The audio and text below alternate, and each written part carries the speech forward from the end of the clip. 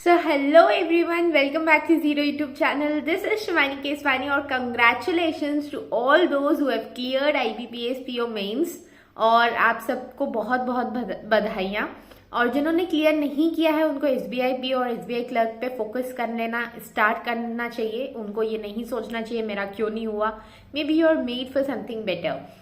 और जिनका क्लियर हो गया है they should not over celebrate. आपको अभी ये याद रखना चाहिए कि एक बहुत ही इंपॉर्टेंट फेज अभी भी बाकी है, योर इंटरव्यू। आपको अपने इंटरव्यू पे फोकस करना है। Here in this video I'll share about my strategy, how I got approximately 80% out of 100 in interview। और मैं आपको अपने कोलीग्स की भी स्ट्रैटेजीज बताऊंगी जिन्होंने 90-95 भी अचीव किया है 100 में से। तो इंटरव्यू एक ऐसा स्टेज है जहां पे you can take the maximum marks और वो आपके पूरे ओवरऑल मार्क्स को कहीं ना कहीं बैलेंस कर सकता है। तो अगर आपका मेंस में स्कोर कम भी है या आपको लगता है कि मेरा मेंस में उतना अच्छा नहीं गया but still you have qualified, तो आपको बहुत ज्यादा मेहनत करने की जरूरत है इंटरव्यू में, और वही चीज मैं आपको बताने वाली हूँ। तो very first and important thing is mock interview.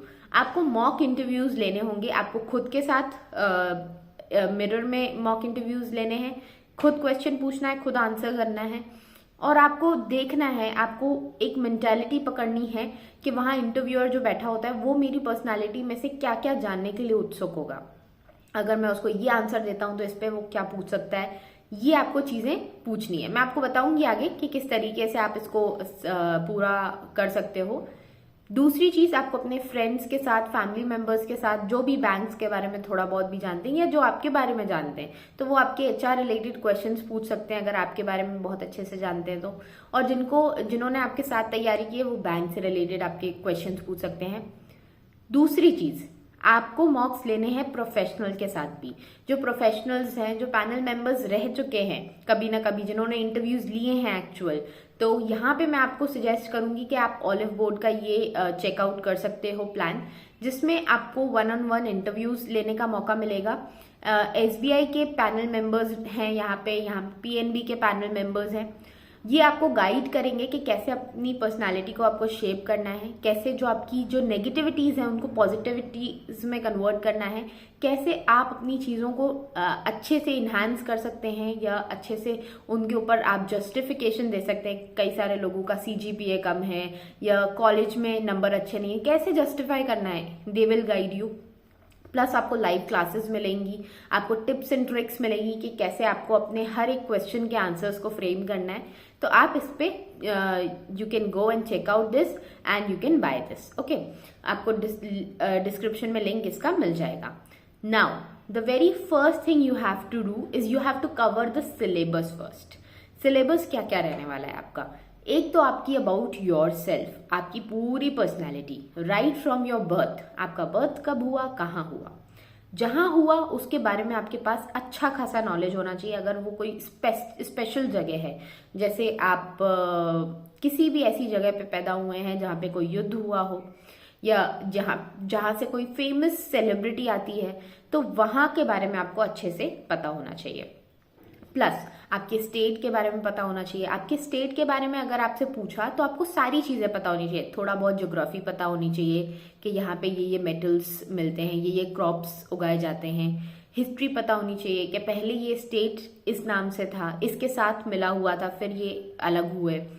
फिर आपको इकोनॉमी के बारे में पता होना चाहिए कि आपका स्टेट का कैपिटल क्या है और आपकी स्टेट का इकोनॉमिक कैपिटल क्या है, फाइनेंस कैपिटल क्या है, जहाँ पे यूजुअली बिजनेस ज्यादा होता है।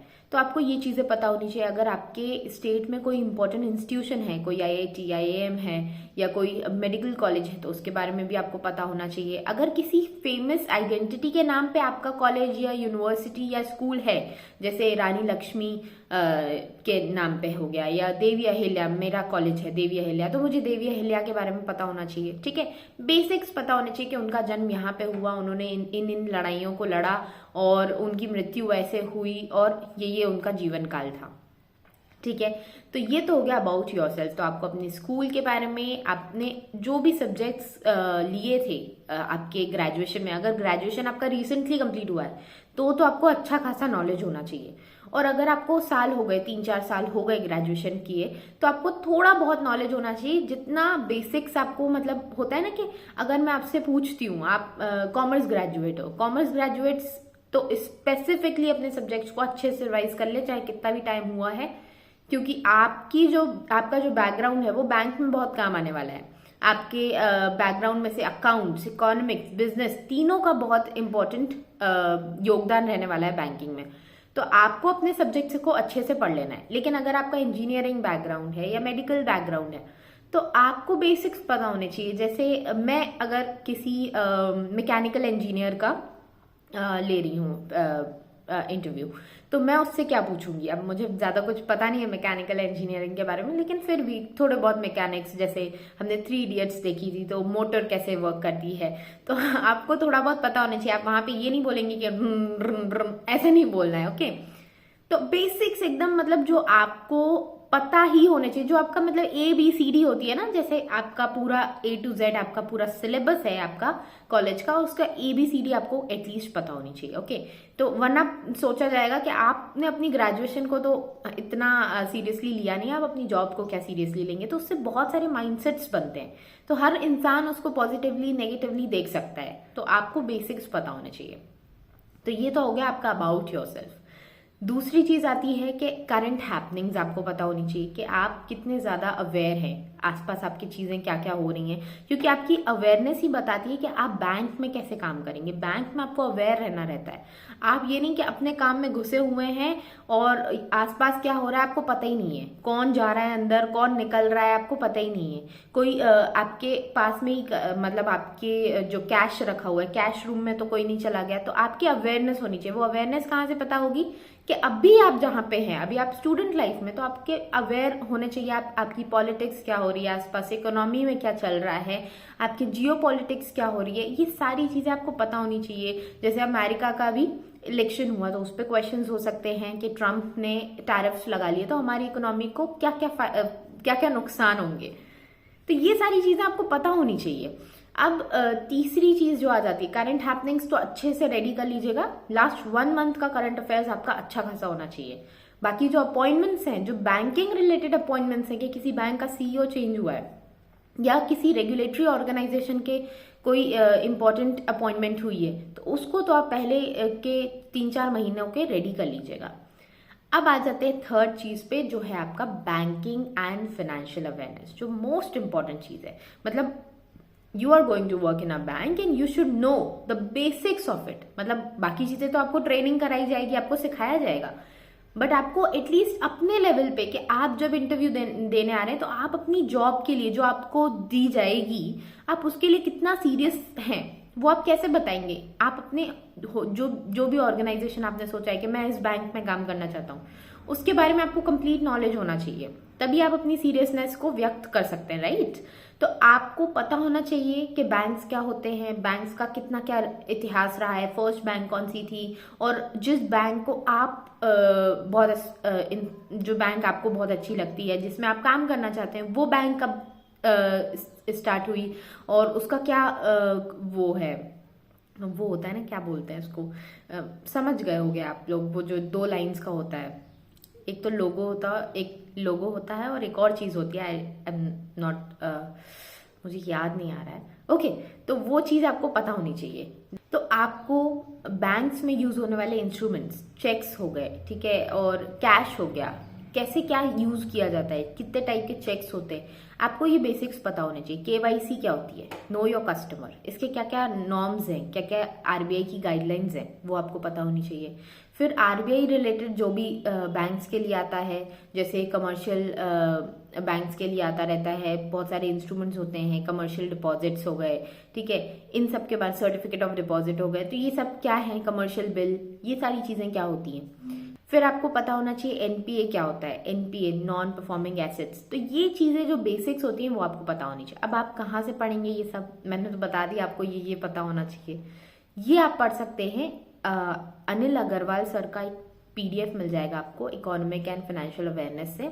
उस पूरे PDF को पढ़िए आप, सॉरी PDF नहीं, एक प्लेलिस्ट मिलेगी, तो उस प्लेलिस्ट में आप चेक कीजिए, आप एक एक वीडियो देखते जाइए, शॉर्ट नोट्स बनाते जाइए कि अगर आपसे पूछ लिया CRR क्या होता है, कैश रिजर्व रेशियो, SLR क्या होता है, स्टैट्यूटरी लिक्विडिटी रेशियो, ये मैं फुल फॉर्म बता रही हूँ, आपको मीनिंग पता होना चाहिए। ओके, तो आप मीनिंग लिखेंगे अपने हाथ से, एक रजिस्टर बनाएंगे, उसमें आप क्वेश्चंस लिखेंगे कि अच्छा टेल मी अबाउट CRR, इसी तरीके से लिखेंगे, यही आपकी लैंग्वेज होनी चाहिए। अच्छा टेल मी अबाउट CRR, वो लोग तो ऐसे ही पूछते हैं इनफॉर्मल वे में, आपको फॉर्मली रिप्लाई करना है कि अच्छा मैम नहीं, मतलब CRR स्टैंड्स फॉर दिस, और ये चीज होती है, ये इधर इधर जमा करना होता है, बैंक इतना रखती हैं, परसेंटेज डिसाइड किया जाता है RBI के द्वारा, ये सारी चीजें आपको पता होनी चाहिए। तो आपको बहुत कम वर्ड्स में उस क्वेश्चन को समझाना आना चाहिए। अगर आप कम वर्ड्स यूज करके ज्यादा अच्छा फीडबैक दे पा रहे हैं, ज्यादा अच्छा आंसर फ्रेम कर पा रहे हैं, वो आपके मार्क्स को एनहांस करने में बहुत हेल्प करेगा। ये कुछ चीजें थी जो मैंने करी थी, मेरे कोलीग्स ने करी थी। अगर आप भी करते हैं तो definitely you are going to get more than 80 marks in your interview. और अगर आप ये तीन ही चीजें और इससे ज्यादा और कुछ भी नहीं पढ़ना है, about yourself, about the current happenings और about banking and financial awareness, ये तीन चीजें आपने कर ली तो यू आर डन। तो आपका मतलब हो गया कि आपको 100 क्वेश्चंस में से 80 क्वेश्चंस तो बनेंगे ही बनेंगे। 20 क्वेश्चंस कौन से हो सकते हैं? Anything about that current event जो आपने नहीं पढ़ा, anything about that question of your graduation subject जो आपने नहीं पढ़ा। तो ऐसे कुछ क्वेश्चंस होंगे, उनमें आपको घबराना नहीं है, उनमें आपको ये नहीं बोलना है कि मैम अब हेजिटेशन नहीं दिखाना है, चेहरे पे पसीने आ रहा है, ऐसा कुछ नहीं। आपको सिंपली बोलना है कि ma'am I am not able to recollect at this moment, but I definitely go and study about it. मतलब ये आपकी इंटरेस्ट को दिखाता है कि ठीक है इस बच्चे ने नहीं पढ़ा है, तो एक तो ऑनेस्टी दिखा रहा है कि ठीक है ये बता रहा है, हमें ब्लफ करने की कोशिश नहीं कर रहा है, इधर उधर के जो भी इसको याद आ रहा है थोड़ा बहुत वो बता के अपना जो वैल्यूएबल टाइम है वो खराब नहीं कर रहा है। और दूसरी चीज ये भी दिखा रहा है कि ठीक है ये घर जाके पढ़ेगा। पढ़ोगे नहीं पढ़ोगे किसको, सबको पता है नहीं पढ़ोगे, बट आपको दिखाना है वहां पे कि ठीक है मैं अपनी चीजों के लिए माफी मांगता हूं और मैं पढ़ूंगा। ये चीज आपको करनी है। इतना कर लिया आपने तो you are definitely going to get more than it. बाकी मिलते हैं नेक्स्ट वीडियो में। आपको जो भी क्वेश्चंस पूछने हो कमेंट सेक्शन में पूछिए। All the very best, take care, bye bye.